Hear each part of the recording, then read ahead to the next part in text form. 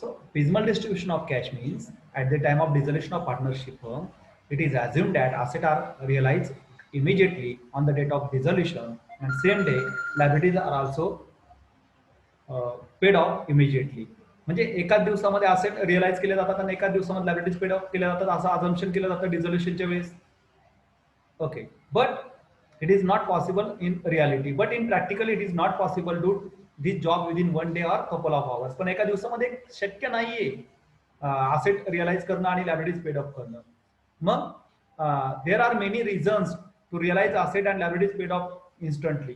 तर ते नाही करू शकत 1 डे मध्ये. In practice asset are gradually realise and similarly liabilities are also paid off gradually. So in real practice मध्ये काय होतं की ज्या आता ऍसेट आहेत त्या ग्रॅज्युअली रिअलाइज केल्या जातात आणि जसे जसे त्या रिअलाइज होतील त्या पद्धतीने काय केलं जाईल, लायबिलिटीज पेड ऑफ केल्या जातील. For getting best price, okay sorry, and it take long time to realize all asset and payment of all liabilities.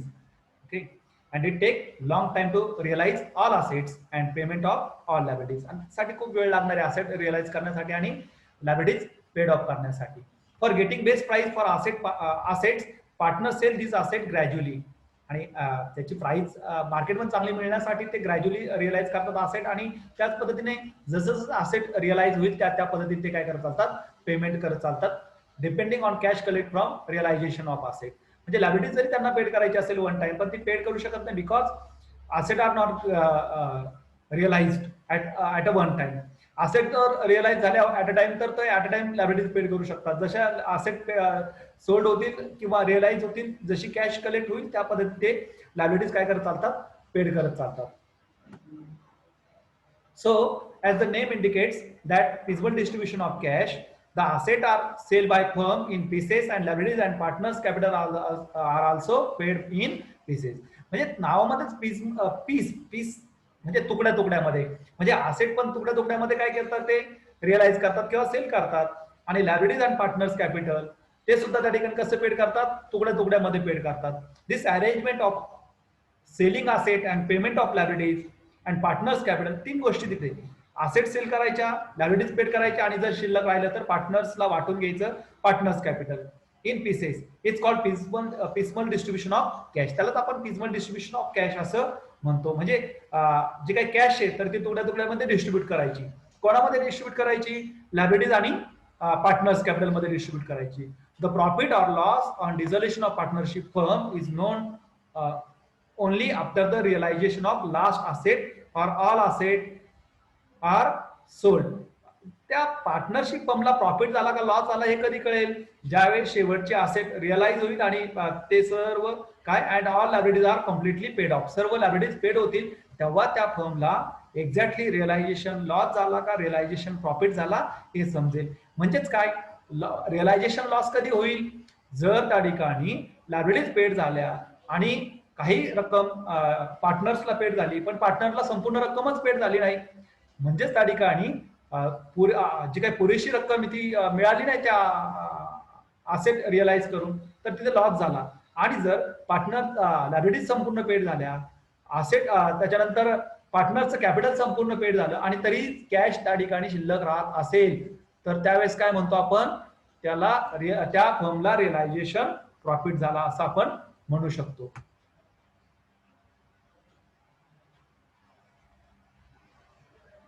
Okay, so this is the scheme of realisation. आता ते paid करायचं, gradually paid करायचं किंवा पिसमल distribution म्हणतो आपण. Piece पण तुकडे तुकडे कसे पेड करायचे, तर बेसिकली ते पेड करत असताना त्या लायबिलिटीजचं तिथे आपण ग्रुपिंग करतो, प्रेफरन्स लावतो त्याला, म्हणजे अग्रक्रम लावतो. अगोदर कोणाला पेड करायचं, नंतर कोणाला पेड करायचं, नंतर कोणाला पेड करायचं.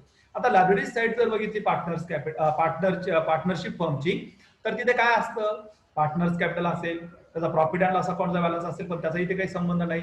जनरल रिझर्व्हचा बॅलन्स असेल ते काही पेड करायचं नाही, ते कॅपिटलमध्ये ऍड होणार आहे. प्रॉफिट अँड लॉस अकाउंट आणि जनरल रिझर्व्ह किंवा रिझर्व्ह फंड तो ऍड होणार आहे पार्टनर्स कॅपिटलमध्ये.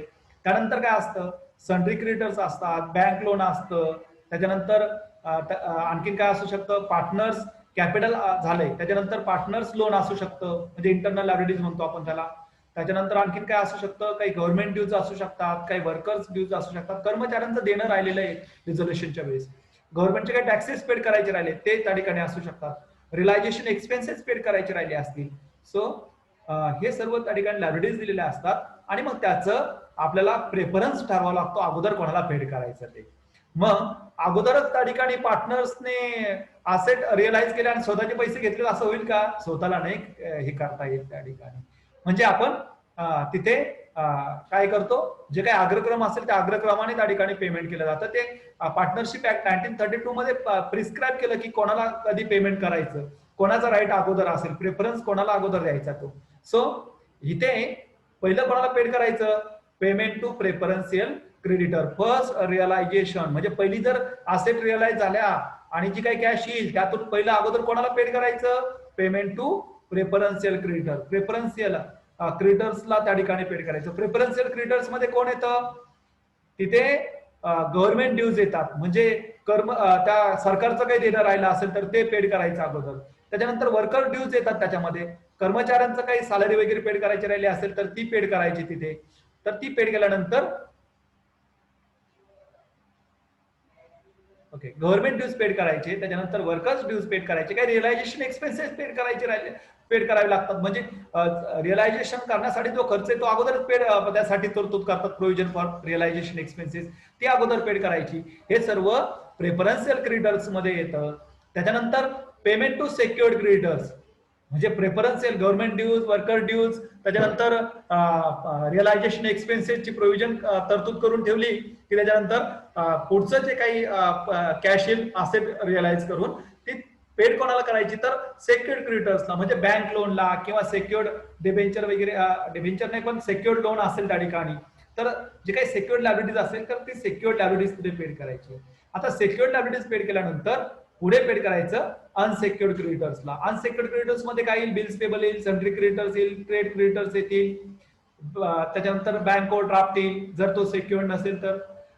ह्या सर्व ज्या काय अनसेक्युअर्ड क्रेडिटर्स आहेत का ज्याला कोणतीही सिक्युरिटी दिलेली नाहीये आणि त्या लायबिलिटीज तिथे पेड करायच्या, तर ते त्या ठिकाणी पेड केलं जाईल. ते अनसेक्युअर्ड क्रेडिटर पेड केल्यानंतर पुढे त्या ठिकाणी पेमेंट टू, म्हणजे नेक्स्ट जे रिअलायझेशन असेल ते payment to internal liabilities. Internal liabilities म्हणजे कोणत्या लायबिलिटीज, जे काही पार्टनरचं लोन असेल, म्हणजे पार्टनरकडनं देखील पार्टनरशिप फर्म लोन घेते, पण ती पार्टनरकडून घेतल्या त्याच्यामुळे मात्र त्याला आपण इंटरनल लायबिलिटीज असं म्हणतो.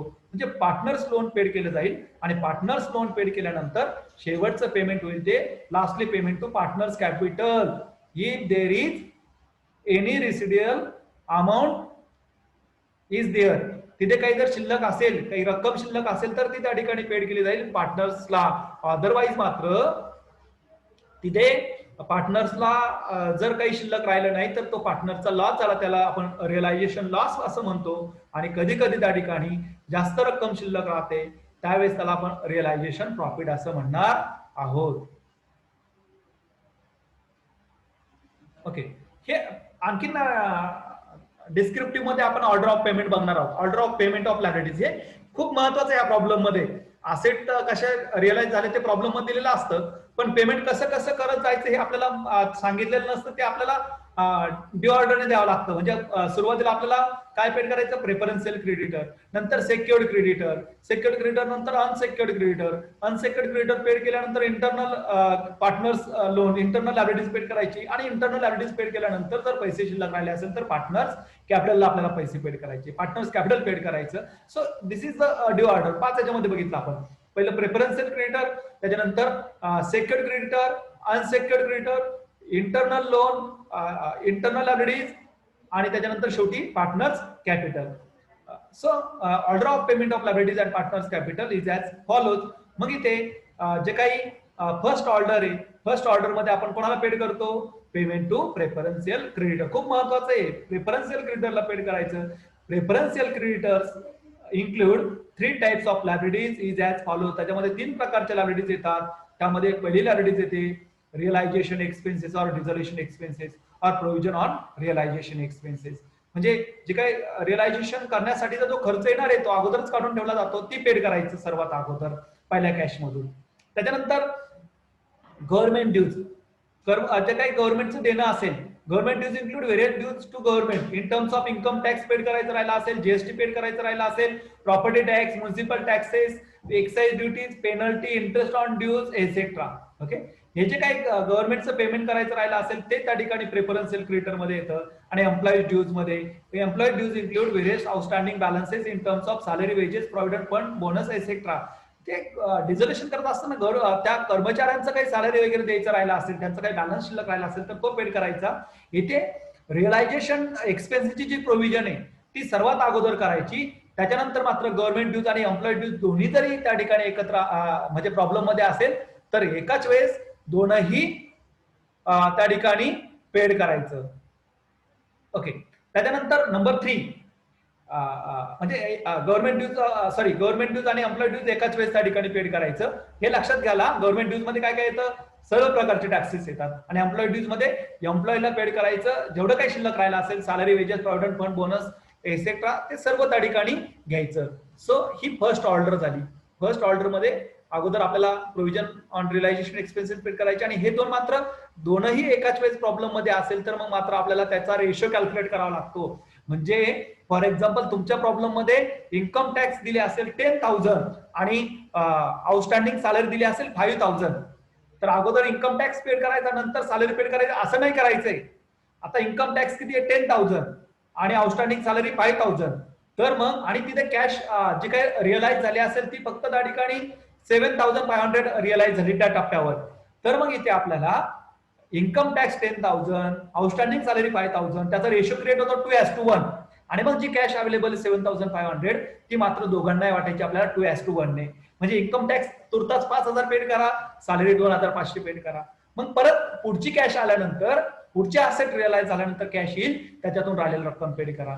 म्हणजे ह्या पद्धतीने आपल्याला त्या ठिकाणी त्याच्या ड्यू ऑर्डरने पेड करावं लागतं. मात्र गव्हर्नमेंट ड्यूची आणि एम्प्लॉई ड्यूची हे दोनही प्रेफरन्शियल क्रेडिटर असल्यामुळे त्या दोघांची due order at a time paid करत जावं लागतं. ते एकाच वेळेस आपल्याला पेमेंट करावं लागतं. मात्र रिझर्वेशन एक्सपेन्सेस मात्र आपण सुरुवातीलाच पेड करून घेत असतो पहिल्या कॅश मधनं. Second order payment to secured creditor, म्हणजे प्रेफरन्शियल क्रेडिटर पेड केल्यानंतर सेकंड आपल्याला पेड करायचं सेक्युर्ड क्रेडिटर. सेक्युर्ड क्रेडिटर मध्ये काय येतं, सेक्युर्ड लोन येतं. Secured loan taken by bank or the mortgage of asset, on the mortgage of asset. Asset तारण देऊन एखाद्या बँकेकडनं लोन घेतला असेल तर ते सेक्युर्ड लोन मध्ये येतं. प्रॉब्लेम मध्ये तिथं प्रिस्क्राईब केलेलं असतं it is secured loan or unsecured loan. So secured loan त्यानंतर पेड करायचं प्रेफरन्शियल क्रेडिटर पेड केल्यानंतर. त्यानंतर थर्ड ऑर्डर कसली आहे, पेमेंट टू अनसेक्युर्ड क्रेडिटर. एकदा का सेक्युर्ड क्रेडिटर पेड केलं की त्यानंतर अनसेक्युर्ड क्रेडिटर पेड करायचे. अनसेक्युर्ड क्रेडिटर मध्ये काय येतं, अनसेक्युर्ड क्रेडिटर मध्ये creditors, bills payable, bank overdraft, loan taken by bank but unsecured or other person without mortgage. म्हणजे मॉर्गेज न देता, तारण न देता जर कर्ज घेतला असेल बँकेकडून तर ते अनसेक्युर्ड बनतं. If more than one unsecured creditor are there then it is to be paid in their proportion.